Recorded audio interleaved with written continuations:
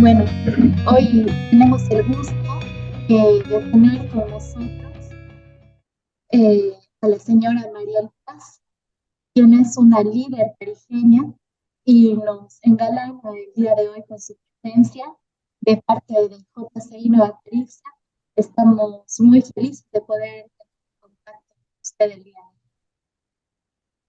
Bienvenida. Muchas gracias. Gracias por sus palabras tan bonitas y también contenta de compartir con ustedes. Muchas gracias, distintiva María Paz. Bueno, vamos a continuar con lo que es la entrevista. Nos engalana mucho a nosotros saber un poco más de lo que ha sido un poco de su historia, su trayectoria, tener un poco más de información, que nos cuente un poco más de lo que usted ha venido haciendo durante estos años tras la lucha apoyando a mujeres, ¿no? Bueno, vamos con la primera pregunta que sería que nos comente un poco cómo ha sido la experiencia trabajando con el empoderamiento femenino y cómo ha sido el manejo, ¿no? Con los derechos. ¿Qué nos puede comentar con esto? A ver, bueno, es que yo ya soy vieja, entonces tengo que hacer mucha memoria atrás para recordar. Este, mm, yo recuerdo que mi primera conciencia de ser una mujer y que ser mujer es ocupar una condición de inferiorización en esta sociedad ha sido cuando estaba en la universidad. Mm, en esta época, decir feminismo o decir que éramos feministas era casi una mala palabra. En esa época, mm, lo que estaba muy fuerte como pensamiento era que buscábamos una revolución que cambiara el país, que el dinero se distribuya de manera justa, que los que estaban abajo sufriendo pobreza y discriminación eh, lleguen a los niveles más altos de la conducción del país. Se buscaba una revolución. Y en esa revolución no se hablaba de que las mujeres eh, éramos alguna vez se tocaba ese tema, se decía que primero había que resolver el problema principal, que era la lucha entre ricos y pobres, y el problema de la discriminación de las mujeres no era el problema principal. Entonces, que no desviáramos el camino. Y entonces, sí, yo creía que eso estaba bien, pero luego de repente había cosas que no me cerraban. eh, que no podíamos callar que había discriminación a las mujeres y que también era una lucha que se debía llevar al mismo tiempo que las otras luchas. Así que de esa manera, compañeras universitarias eh, que hacíamos militancia política en la universidad, empezamos a hablar en voz alta lo que tal vez cada una estaba pensando en la cabeza y decimos, bueno, tenemos que hablar del machismo dentro de la universidad y dentro del movimiento político y dentro de las organizaciones universitarias. No podemos esperar eh, a que cambie toda la sociedad y quedar otra vez postergadas. Entonces, la universidad fue para mí no solamente un lugar de estudiar una profesión, sino fue un lugar en donde descubrí mi país, descubrí mis vocaciones realidades sociales, descubrí luchas de otras mujeres. Fue una época muy linda porque había una generación de mujeres eh, que pensaba como yo y me alimentaba mucho de ellas. Y luego, desde ahí, nos encaminamos a buscar mm, cómo hablar de lo que sentíamos y pensábamos. Entonces fuimos a un medio de comunicación, a un periódico de la época y le propusimos que queríamos hacer un suplemento femenino. Podríamos haber hecho un suplemento feminista, pero no nos atrevíamos a tanto. Entonces, no queríamos un suplemento femenino que hablas de cocina ni de tratamientos de belleza. Queríamos un suplemento que hablara de la realidad de las mujeres, que hablaba de las cosas que queríamos cambiar, que hablara de las mujeres que estaban lejos de nuestra vista, como por ejemplo las mujeres que trabajan en la zafra, las mujeres de los barrios, las que en esa época levantaban los primeros asentamientos de inquilinos. Queríamos hablar de las mujeres migradas por efecto del 21060. Y ahí en la escritura, en ese periodismo amateur, no profesional, también nos encontramos muchas mujeres y también empezamos a hacer un pensamiento feminista y luego ya vinieron muchos años después de militar en organizaciones, de trabajar en instituciones, desde la postura feminista y mi camino fue el vida libre de violencia a las mujeres. Muy bien, nos está pareciendo muy interesante, ¿no? Todo ese recorrido que usted ha hecho durante tanto tiempo, tantos años, ¿no? Pero a la vista también nos hace sorprender porque usted se la ve que es una persona muy joven, con mucha vida por delante todavía y nos encanta ver personas así tan activas todavía, ¿no? Que se preocupen por ahora cómo estamos en la sociedad. Sí, bien sabemos que los tiempos han cambiado bastante, lo que era antes a lo que es ahora. Quisiéramos saber, ¿no? ¿Cuál es su opinión? ¿Cómo cree usted que está en la actualidad dentro de la sociedad con el trato de las mujeres que está pasando ahora, ¿no? Sabemos que hay una gran diferencia, pero queremos saber su punto de vista de usted. Mm, yo creo que estamos eh, siglo XXI que ha tenido en su segunda década, digamos, desde a partir del 2014 al 2020, uno de los momentos más potentes y más transformadores de toda la sociedad. Y qué bueno que a ustedes les tocó este siglo XXI porque ustedes han vivido ni una menos, la época de Me Too, la manada somos nosotras, este, la época de tenemos derechos sobre nuestros cuerpos y nuestras vidas. Eh, Antes nosotras no escuchábamos esas frases en cualquier lugar, ni veíamos movimientos planetarios de mujeres, de los presidentes y a todas las sociedades buscando cambios y transformaciones. Entonces creo que vivimos un momento muy importante en un movimiento que creo yo que es el único movimiento realmente planetario, transformador del pensamiento de la sociedad, como es el movimiento feminista que en todas partes del mundo, en todos los rincones del mundo hay una feminista, así sea en la punta de un cerro. Eh, yo creo que es un momento muy importante que logra muchos avances, sobre todo en las mujeres, pero creo que aún así eh, vivimos situaciones intolerables, como es, por ejemplo, el hecho de que Bolivia sea el primer país de Sudamérica con feminicidio. O sea, el país en donde cada día hay más de tres niñas y adolescentes que dan a luz. Entonces, hay avances indudables, pero hay problemas muy graves que conviven con esos avances. O sea, en síntesis, hay mucho por hacer todavía. Hay mucho por hacer y hay mucho todavía por recorrer. Y bueno, quisiéramos saber, ¿no? Un poco más, si tiene usted alguna de sus anécdotas, un 8 de marzo que haya ocurrido años antes, ¿no? Quisiéramos que nos comente, que nos cuente un poquito, tal vez una de ellas que le haga hecho una reflexión tanto para usted, o que le haya ayudado, ¿no? En alguna situación. Es conocer eh, y compartir las vivencias de las mujeres que no tienen techo propio.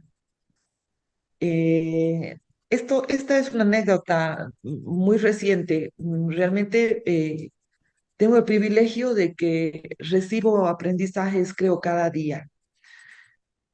Eh, Somos en este país privilegiadas las personas con un techo propio. Y a veces no nos damos cuenta de lo muy importante que que es gozar de este derecho básico, elemental, que es tener un lugar propio donde vivir. Eh, en este año y en una parte del año pasado, he compartido mucho con mujeres que están luchando por una vivienda y ellas mm, me han enseñado a valorar las cosas que tengo, que a veces parecen cosas sin importancia, pero que para otras mujeres lo son todo. Hay mujeres, por ejemplo, que destinan más del 50% de su pequeño ingreso a pagar un alquiler. Entonces, lo que les queda como resto para vivir y mantener a sus hijos en el mes es muy poco. Entonces, tener techo propio no es solo tener unas paredes, este, tener un piso, es tener autoestima, es tener dignidad, es tener seguridad, es proteger mejor es tener un lugar en donde eh, nuestros hijos puedan decir, puedes venir a mi casa a hacer una tarea, o quiero celebrar mi cumpleaños y en mi casa vamos a hacer una fiesta. Es muchas cosas, es mucho más que algo material. Eh, mm, y así he tenido el contacto, las reuniones, las conversaciones con diferentes grupos de mujeres, unas que pelean por el agua, otras por el techo propio, otras por tener un empleo, me han enriquecido la vida. Entonces, eso es lo más reciente que puedo contarles como una experiencia que me ha marcado también. Muy bien. Pues qué bonito, ¿no? Escuchar esas pequeñas historias que también a nosotros nos llena de alegría, son cosas que pasan, ¿no? En la vida. Y bueno, nosotros, como le decía, años antes creo que esto era normal, ¿no? Pero ahora con tantas leyes y tantos derechos que también tenemos las mujeres, entonces creo que más que todo se está haciendo permanecer nuestra palabra, que sea respetada, nuestros derechos, nuestras obligaciones y todo eso, ¿no? Dentro de la sociedad civil, ¿usted qué cree que sería respectivo para que ellos puedan respetar tanto el trabajo que hace una mujer, nos puedan valorar? ¿Qué es lo que piensan? Dentro de la sociedad civil, ¿qué es lo que usted cree que podría hacer la sociedad, ¿no? Para respetar lo que es el trabajo de la mujer, valorarla más. Ya sabemos bien que todos, a veces decimos todos somos iguales, pero hay veces que no lo hacen valer tanto el trabajo o el esfuerzo de una mujer. ¿Qué es lo que piensa? ¿Cómo tendría que accionar, ¿no? La sociedad civil? A los varones. Eh,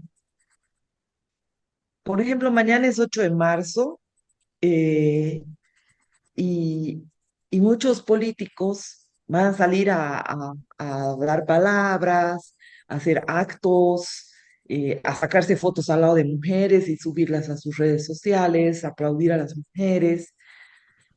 Y yo le pediría a una autoridad, gobernador, alcalde, asambleísta, diputado, director de tal cosa, juez, policía, fiscal, lo que fuere, que empiece mañana tendiendo su cama, lavando su ropa sucia, planchando sus camisas, eh, ordenando la casa,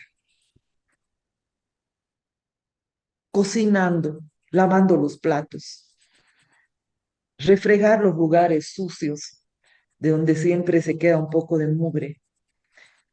Que empiecen por ahí, que en vez de tanta retórica, que empiecen con lo más práctico, elemental y sencillo, que es en su casa al menos compartir un poco del trabajo que hace su doméstica.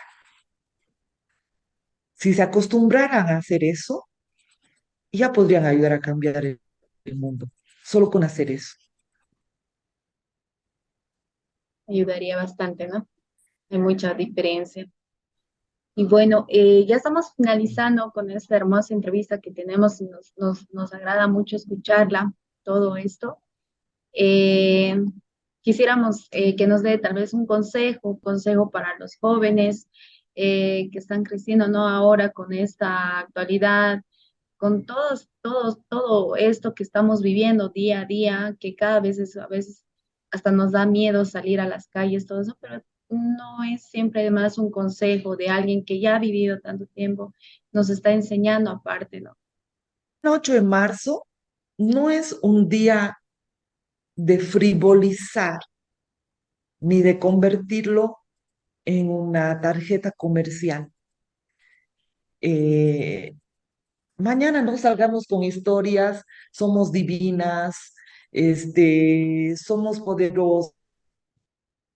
No, no somos eso. O bueno, algunas son un poco más que otras, pero sobre todo eh, es un día de lucha, es un día político, no es una hora cívica, no es un momento frívolo, light, banal, de salir en la noche a cenar porque es el Día de la Mujer. O lindo que nos juntemos a conmemorar el 8 de marzo, pero no lo convirtamos en un día rosa.